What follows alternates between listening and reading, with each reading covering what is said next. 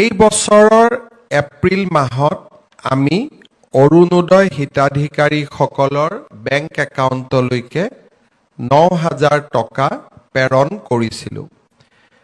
পৰৱৰ্তী সময়ত অসমত নিৰ্বাচন অনুষ্ঠিত হয় আৰু নিৰ্বাচনৰ পিছত নতুন চৰকাৰে নতুন বাজেট প্ৰস্তুত কৰোঁতে জুলাই মাহ আমি পাৰ কৰিবলগীয়া হয় আৰু নতুন বাজেটৰ প্ৰথমটো কাম অৰ্থাৎ বাজেটত বহুত কাম থাকে কিন্তু আমি প্ৰথমটো কাম হিচাপে অৰুণোদয়ক বাছি ললো যে অৰুণোদয়ৰ জৰিয়তে আমি নতুন বিত্তীয় বৰ্ষৰ বাজেটখন ৰূপায়ণৰ কাম হাতত ল'ম।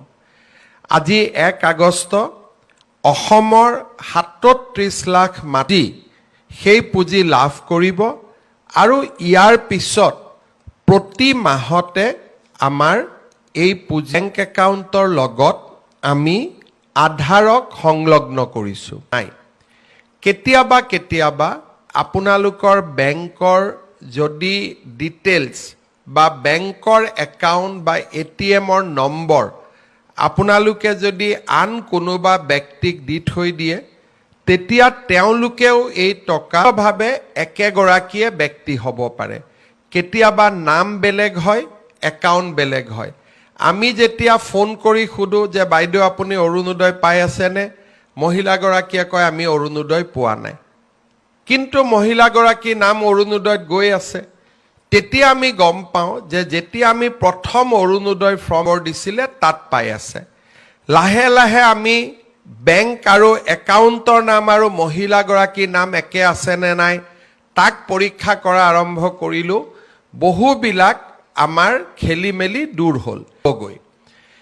এইবাৰ যিহেতু আধাৰৰ লগত আমি বেংক একাউণ্ট সংলগ্ন কৰিছোঁ, কিছু মহিলাৰ আধাৰ সংলগ্নকৰণৰ প্ৰক্ৰিয়া এতিয়াও শেষ হোৱা নাই। সেইকাৰণে আমি অৰুণোদয় হয়তো আজি আমি দিলে ১৫-২০ হাজাৰ মহিলাৰ বেংক একাউণ্টত নাযাব পাৰে, কিন্তু আধাৰৰ সংলগ্ন কৰাৰ প্ৰক্ৰিয়া চলি আছে আৰু আপোনালোকৰ এই প্ৰক্ৰিয়াত যাতে সহায় হয় তাৰ কাৰণে এইবাৰ আমি এজন অৰুণোদয় সাৰথী প্ৰত্যেক সমষ্টিতে নিযুক্তি কৰি দিম। যেতিয়াই আপোনালোকে অৰুণোদয় কোনোবা মাহত কিবা কাৰণে নাপাব আপোনালোকে সেই অৰুণোদয় সাৰথীগৰাকীক সাক্ষাৎ কৰিব পাৰিব। তেওঁৰ নাম, মোবাইল নম্বৰ আমি গোটেইখিনি প্ৰচাৰ কৰি দিম আৰু তেওঁলোক আমাৰ সমষ্টিৰ ব্যক্তি হ'ব। আপোনালোকে তেওঁলোকক গৈ সাক্ষাৎ দিব। বোলে নহয় দিছপুৰৰ পৰাই আপোনালোকৰ টকাটো অহা নাই, দিছপুৰক সুধিব যে কিয় টকাটো অহা নাই। এই গোটেই সমস্যাবিলাক সমাধান কৰাৰ কাৰণে আমি অৰুণোদয় সাৰথী নামেৰে এগৰাকী ব্যক্তিক প্ৰতি সমষ্টিত নিযুক্তি দিম যাতে আপোনালোকৰ ইয়াত কোনো ধৰণৰ সমস্যা আপোনালোকে সন্মুখীন হ'ব নালাগে। দ্বিতীয়তে অৰুণোদয় আঁচনিখনক আমি পৰৱৰ্তী পৰ্যায়ত আৰু বেছি ডাঙৰ আৰু বেছি জনদৰদী কৰি তোলাৰ বাবে কিছুমান নতুন কথা আমি চিন্তা কৰি আছোঁ। এতিয়া মই বহুত ক্ষেত্ৰত দেখোঁ যে মোক কিছুমান মহিলাই কয় যে মামা দাদা আমি অৰুণোদয় পোৱা নাই। মই কওঁ কিয় পোৱা নাই, আপুনিতো পাব লাগিছিলে। অলপ পিছত আহি মই গম পাওঁ যে ৰেচন কাৰ্ডত তেওঁৰ শাহুৱেকৰ নাম আছে, শাহুৱেকে পাই আছে কাৰণে বোৱাৰীয়েকে ১২৫০ টকা পাওঁ, কিন্তু আজি মই তৎকালীনভাৱে মোক ২,০০০ টকা লাগে, ৩,০০০ টকা লাগে।